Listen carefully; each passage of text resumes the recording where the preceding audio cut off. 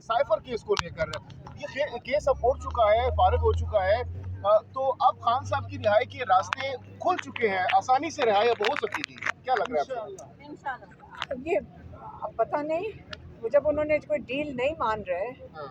तो हर केस अहमकाना या बेहुदा है, या अहमकाना है केस या बेहुदा है।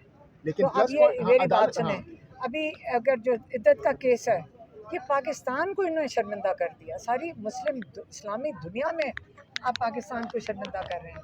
ये किस और शर्मिंदा करेंगे? लेकिन मैम खुशाइन बात आप लोगों के लिए है कि अदालत से आपको रिलीफ मिल रहा है, पैर दर पैर रिलीफ मिल रहा है आपको। जजेस को भी धमकियां दी जा रही थी, जजेस बोल चुके हैं हमें धमकियां दी जा रही हैं, उन्होंने खत लिखा है चीफ जस्टिस सुप्रीम कोर्ट को कि हमें धमकियां दी जा रही हैं। तो चीफ जस्टिस सुप्रीम कोर्ट को अपने जजेस का ख्याल रखना चाहिए।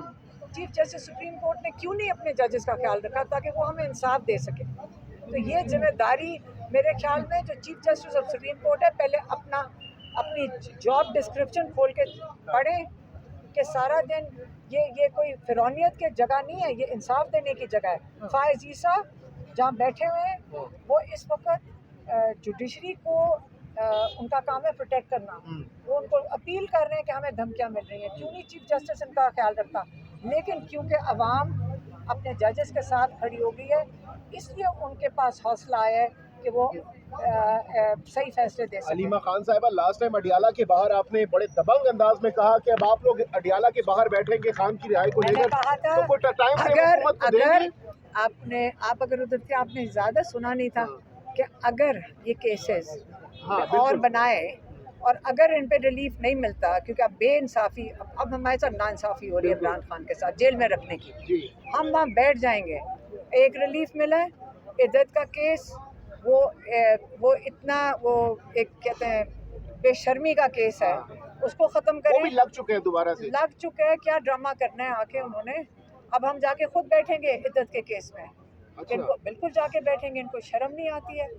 वो शर्म आनी चाहिए इन सबको कि ये किस किस्म का केस चला के बैठे हुए हैं और क्या ड्रामे कर रहे हैं। अब पाकिस्तान का भी, इस्लाम का भी, दीन का भी, हर चीज़ का मजाक बना खान रहे साहब हैं। मेंटली तौर पर तैयार है 10-12 साल अगर जेल में रखा जाता है उनको? 10-12 साल हमारा ख्याल है हम बैठने के लिए देंगे। ये अहमकाना 2-4 केसेस ख़त्म करें, हम जेल के बाहर जाके बैठ जाएंगे। हम ये इस किस्म की चीज़ नहीं बर्दाश्त करेंगे।